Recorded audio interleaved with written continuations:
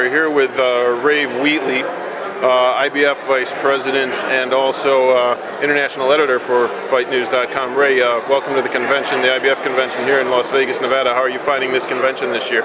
It's a great convention, Bob. Yeah, Lou Priluke is part of the organisation of making sure that it goes to a nice hotel, and he's picked a great one in the Paris Casino. Yeah. We're having a great time here. Now, a lot of people have been talking about how this convention is compared to others in the past, and things seem to really be on the upswing for the organization, and it seems to be evident this year in the convention with the attendance and the way things are looking up.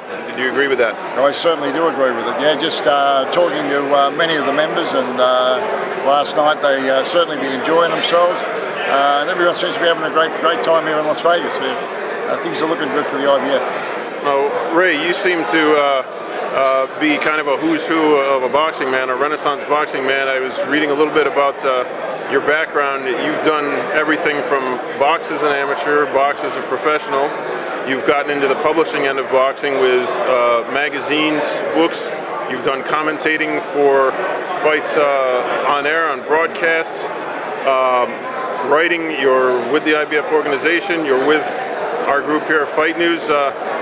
What haven't you done yet? Have you thrown your head into the promoter's ring ever? Yeah, actually I've promoted fights as well. Going back in the 80s, I promoted fights.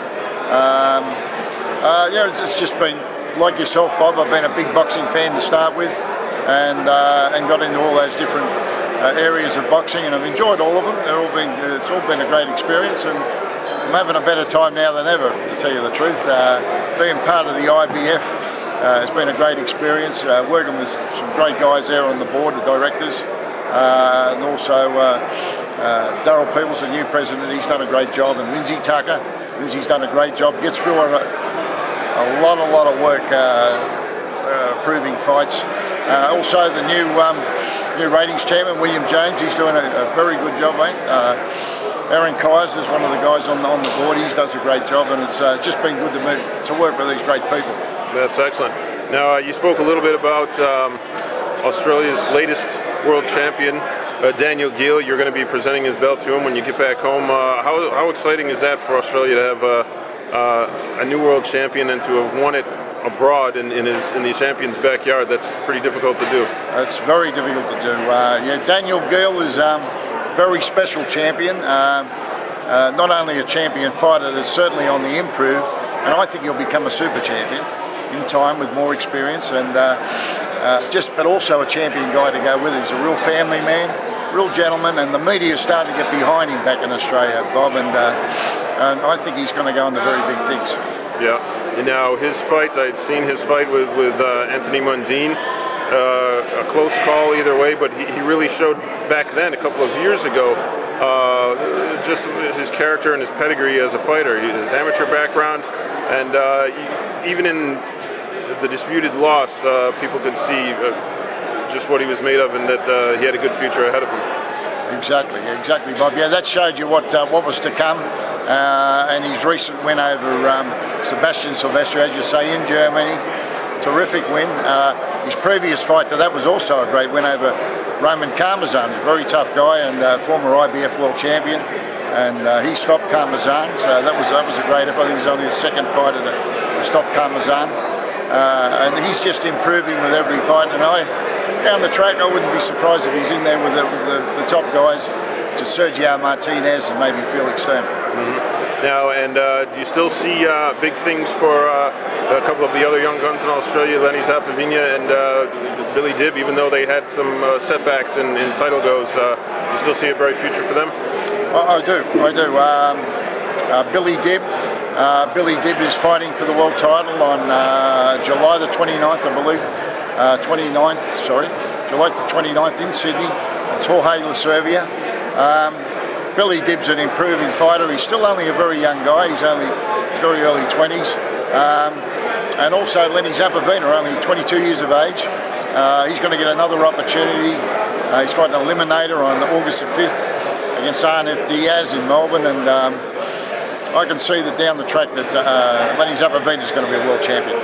Oh, let's hope so. Yep. And hey, maybe we'll have a convention in Oz one day. Well, they're talking about it right now, because when you look at it, we've got Susie Ramadan, also from Australia, who won the world title earlier this year. Susie's a great little fighter. And in New Zealand, not far away from Australia, we had Daniela Smith, who won the IBF welterweight title. So, you know, we've got some world champs down there now. It'll be a good opportunity to come down there. And you've been instrumental, as President Daryl Peoples said, in trying to get some IBF activity back in Asia, where really in the beginning where it was very heavy back in '83 when the organization first started. Many world champions from Korea, even Japan had one, with, as you know, with Satoshi Shingaki, who Jeff Fennick won his first title from. Do you see some growth inevitably happening back in the Asian countries? Particularly in Thailand, we've got two very good fighters in there. Jimmy Chattacharong is the IBF promoter in Thailand. He's got IBF 122-pound rated fighter. It's Tan Tong Kiawasat, and he's going to get a shot at the title, I believe, very soon. August the 19th, I believe. They're trying to put that fight together with the champion. He's also got another guy who's very good, Fasay Sakrian, who was a junior lightweight. He's very good, and I think he could quite possibly win a world title if he gets the opportunity. This past 12 months, I had the opportunity to go into China.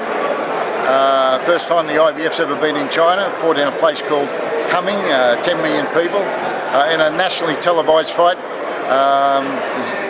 Zion Zhao Zong, a junior flyweight, won a fight against Pak Damak Jim.